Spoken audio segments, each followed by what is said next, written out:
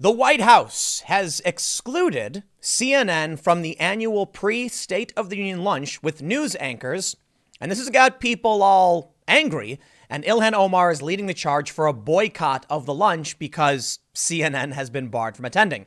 Now, in my personal opinion, I'm not surprised CNN has been barred because of all the news outlets. Look, while many may be adversarial and many really don't like Trump, Jim Acosta and CNN and the things they've done have been just insane. Okay, look, I get it. MSNBC is nuts, but CNN is a different kind of nuts. So I'm not surprised with their direct antagonism of Trump that he said you can't come. And I'll go back to Jim Acosta, okay, because he really is, as far as I'm concerned, the big problem they've been having.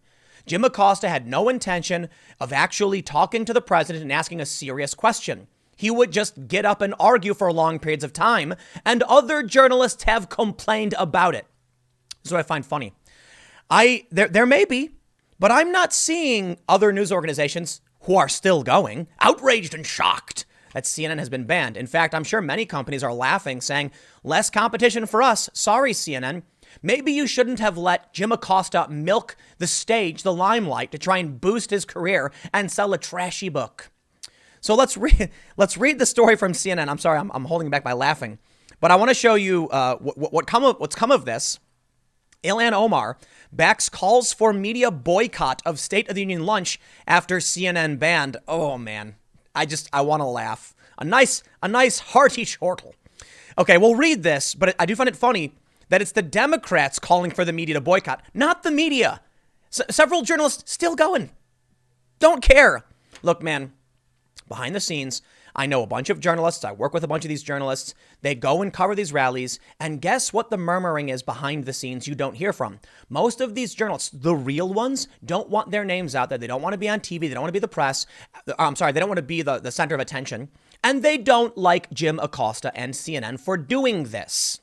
And they've openly criticized him. There have been many stories where journalists who have been anonymously sourced say, he's ruining everything for the rest of us. I'd be willing to bet many of these journalists start saying, thank you, when they heard Trump was saying no to CNN. And they're not going to care that the Democrats are saying, but don't do it, don't go. Let's read the story from CNN. That's why I love it. It's from Brian Stelter. President Donald Trump's targeting of CNN is moving to yet another arena, the annual presidential lunch with television network anchors. CNN anchors are being excluded from Tuesday's lunch, 3 sources said on Monday night. Okay, hold on. Brian, you work for CNN. This is the weirdest, formality system. I don't understand. Was CNN denied? Can CNN be like, we're not going to be there? You work there. Why are you getting sources? It's just like when they did the debate. It was the CNN debate. And then we saw Elizabeth Warren walk up to Bernie. And then Anderson Cooper is like, we have exclusively obtained the audio recording. And everyone's like, what do you mean? It was your recording. You recorded it. You didn't obtain it from anybody. Did you obtain it from the guy who works for you, the sound guy? What is this? Okay, let's read. Trump, like presidents before him, typically invites anchors from all the major networks to dine with him at the White House in advance of his State of the Union address. The lunch conversation is considered off the record, but gives the anchors a sense of the president's state of mind before they anchor State of the Union coverage. Despite Trump's persistent attacks on the news media, he's kept up such traditions, Politico pointed out last year. You know what's going to happen? If Donald Trump invited Don Lemon or Anderson Cooper, they would decline. And they would turn it into a big stink like, in good conscience, this president has attacked the media. We can't go. So Trump was like, okay, what's our options? If we invite them, they'll make it a big point to be like, aha, we're moral and principled and reject you, Trump. So Trump says, so don't invite them. They can't come. And I thought, well, I never. Why would the president reject and not allow us to come? CNN's Anderson Cooper and Wolf Blitzer attended last year's lunch. Blitzer has been attending these lunches longer than almost any other anchor, 20 years in a row. Journalists from other networks are still planning on attending Tuesday's session, according to sources at those networks. Seems like there's no real solidarity when you let Jim Acosta go up and do all of those dumb things. I'll tell you what, man. I worked in news for a long time. I still do. But I actually did on-the-ground reporting. I actually asked questions to people. Typically, though, I wasn't doing, in the fray kind of political yelling at politicians.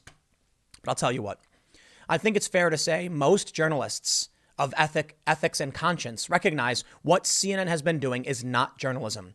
In fact, it gives journalists a bad name. When Don Lemon goes on his show and makes stupid comments and mocks and belittles and laughs at American voters, nobody thinks he's unbiased. In fact, the New York Times, there was a point where they issued a policy saying none of their journalists, reporters, can go on Don Lemon's show. He got all hot and bothered. Oh, what? That's not fair. And they said it was because he was partisan.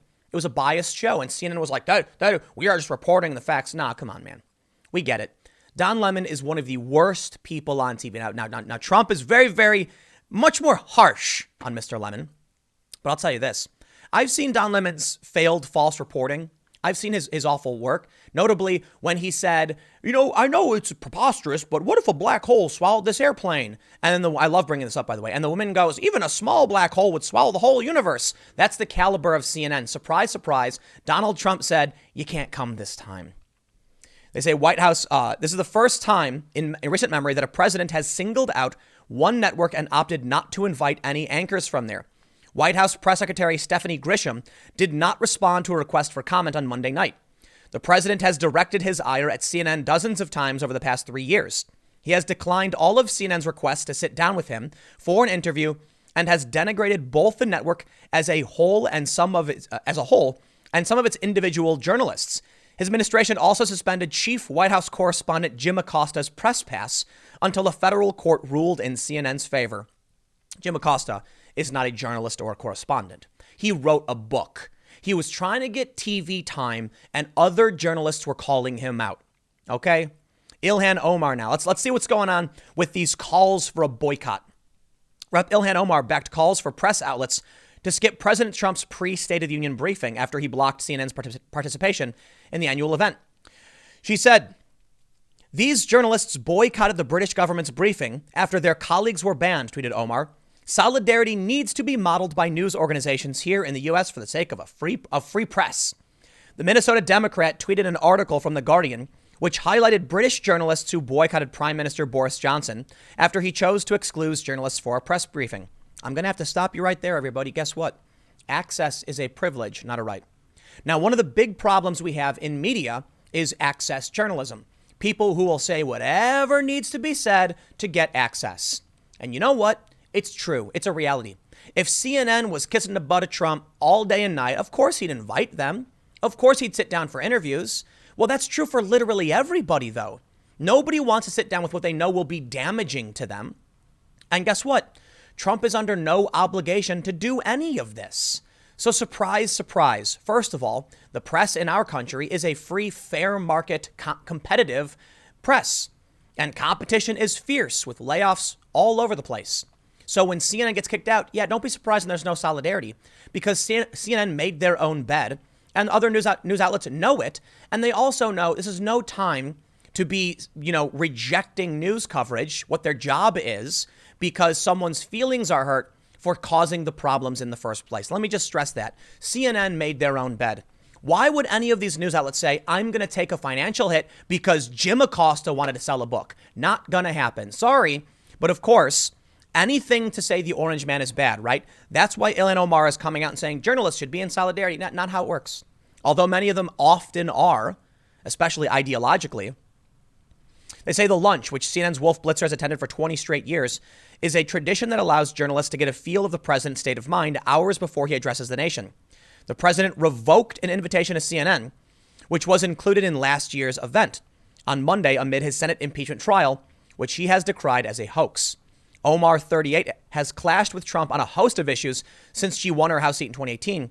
She is part of, quote, the squad. I love how they add this. A 4-member group of freshman House women who have championed liberal causes inside the Democratic Party. The president has repeatedly labeled CNN fake news and rejected polling from the network, and he called the suppression game. Okay, so we understand all that. Listen, man, I don't think it's a secret to anybody that the media in this country is sick. Journalists even tweet about it. Ideology in politics has started infecting everything. And now we are seeing a fracturing of the tribes in this country so severe, people can't even agree on what's really happening anymore. Now, to me, as somebody who follows both left-wing, politicians and left-wing politicians and media outlets, and right-wing politicians and media outlets, I feel like I at least have a broader view than most of these bubble people, right? The people who live in these echo chambers. You end up with people covering impeachment. And it's the craziest thing. I mean, listen, look at the Iowa caucus, right? It's been defeat after defeat after defeat. And for some reason, when Trump comes out and says the DNC rigged it against Bernie, they'll do it again. The DNC is cheating. You still end up with Democrats being like, nope, Trump's wrong. It's like, dude, I don't understand. Where are you? Like, I can see those tweets because I follow everybody, right? But they can't see outside. It's like they have their back to me. I can hear them yelling, but they're not looking over here about what's going on. And I'm seeing all of it. Or not all of it. I don't want to act like I'm perfect, but I try to make sure I'm following a balance. And many conservatives do the same thing. But you end up with these people, activists in media, who are shocked right now, and celebrities who are shocked right now about like the impeachment process, saying, the Senate, the Republicans have voted no witnesses. Oh, heavens. The democracy is over. And it's like, wait. Were you not reading the news when Schiff and the Democrats rejected witnesses on the Republican side? Like, and so they get mad that I'm not here sitting here outraged saying, oh, harumph, say they won't call witnesses. Well, actually, Lindsey Graham apparently announced they're going to investigate at least their side. But of course, the Democrats wanted their favorable witnesses. But this is the problem of the media. Many of these people choose to live in the CNN bubble. Well, the good news is if you want to watch the lunch or learn about it, well, okay, I'm sorry, hold on, full stop. You can't watch it. It's an off-the-record meeting of anchors. But if you want clear coverage, guess what? It's not coming from CNN. And you know what? This is a really good thing. You know why? If Trump starts restricting CNN, it will do one of two things. Either the people, it could go bad. The people who normally only watch CNN and listen to this weird bubble world might actually just be confused and not be following anything at all. Or they might be so hungry they go to a different network. That could be a good thing. We need to figure out how to shatter these bubbles because it's mind-blowing to me when people are like, John Bolton, who was it? Someone tweeted that Bolton wouldn't testify. It was Bill Maher, I think. Bolton wouldn't testify because he wanted to save his own book, and we needed to hear what he had to say. And my issue with this is I really do blame the media for because there's too much activist nonsense, especially at CNN. And the reality is with Bolton, the New York Times said people familiar with his manuscript said there was a passage that said John Bolton experienced this. And I'm like, that is such an unconfirmed bit of gossip nonsense. It doesn't warrant anything. Why would you have someone testify when you don't even know anything about it? Now, there was a fair point. They wanted to get his manuscript to the senators so they could read it and verify it first. But this is what they were all freaking out about. And what was crazy to me is, did you not read the news? Did you not go and look at the story so you understand why there was a legitimate claim to not bring Bolton testify? No. So I'll tell you what. When CNN gets the boot, I don't care. I really don't. It's not the end of the world. It's not the end of press freedom. It's not the end of democracy. There are many other news outlets. And in fact, with the rise of social media, we could say bye-bye to CNN. We don't need them. We have numerous outlets, independent commentators. Trump tweets what he needs to tweet. We don't need the news to report it anymore. And they hate him for it. Social media has dramatically changed how the news industry works, for better and for worse. It's given rise to a bunch of sociopathic narcissists, people like Jim Acosta, who don't care about the truth. That man had no interest in asking the president a real question. He was trying to get a rise out of the president, and he's not the only one. And CNN takes care of him. They love it. CNN's desire is not to tell the truth or what's really happening. It's to rile you up and get clicks. It's what we've seen. We know it. Unfortunately, social media has created this world of hardcore yellow journalism. And there's been yellow journalism. Right? News organizations competing for selling papers would escalate these crazy stories and try and make them as sensationalized as possible to get people to buy them. In today's day and age, the supply of information is so insanely large. The demand is dramatically outpaced. That means if you're a news organization, check this out. This is the most important thing I used to talk about back when I worked at Fusion, why these companies are freaking out, why they're failing. It's simple. First, as I talked about the other day, these news organizations want to hire high-profile individuals to help share their stories. Thus, they attract people who want attention, who want followers, and are sociopathic. Real journalists don't want to be the center of attention and don't tweet their opinions. They just write news. But here's what else is interesting. YouTube and Facebook and Twitter have created a free media market. If you work for CNN, okay, you got to get paid $50,000 a year, maybe $100,000 a year or more, depending on your job. If they want to produce a 10-minute segment, I know the costs of this. I worked at Vice. You want to hire, a producer, an associate producer slash researcher, a camera operator. Guess what? you're looking at spending $20,000 to $30,000 for a short doc. That piece, that content that goes up on social media or goes up on your television channel is competing with literally an old lady who filmed her cat slipping off of the TV and her going, hee, the kitty fell. Free to make, free to post. CNN is competing with that, but these companies have to maintain some kind of quality, some kind of level of here's what we do and why we do it.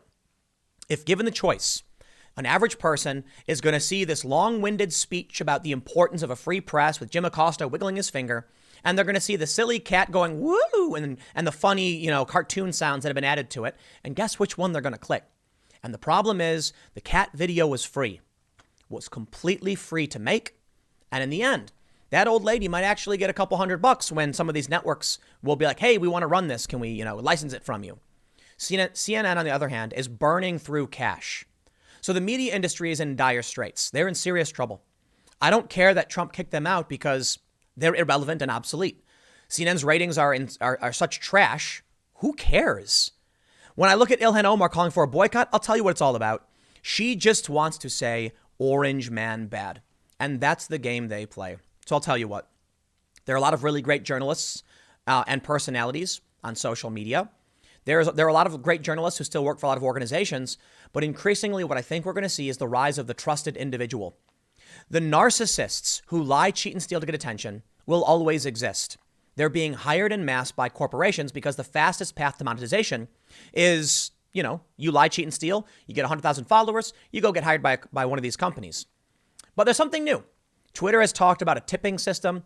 There's Patreon. And now many of these grifters on Twitter are posting their PayPal or whatever when they'll post a tweet saying like orange man bad. And then underneath it, they'll be like, and here's where you can donate. Or here's the project I'm working on. And that's what they're doing. They're trying to generate attention. So I'll let you go with this. CNN, in my opinion, they're grifters, but they have an existing platform. Jim Acosta was trying to sell a book for the 5th time. I get it. But that's what they're doing. It's to make money. And we know. That's what it's all about, the clicks, right? Social media has the problem too, but I think when you start giving these grifters the opportunity to monetize on their own through Patreon or whatever, why would they go work for CNN if they're like, man, I'm making money tweeting on my own? It also shows kind of how bad things can get. But I will say this. I never tweet, hey, give me money here. Hey, I don't. I just tweet my feelings, and sometimes people retweet them. And then they're like, Tim's a grifter. Why? Because I talk about my feelings to cameras? No, you're on Twitter saying orange man bad and then putting a link to your PayPal. Okay, whatever. Everybody's going to accuse everybody of anything. But all that matters is in the end, Trump has the right to say, you can't come to my party. Aw, too bad, CNN. There probably won't be a boycott. Nobody cares. Stick around. Next segment's coming up at 4 p.m. YouTube.com/Timcast. It is a different channel, and I will see you all there.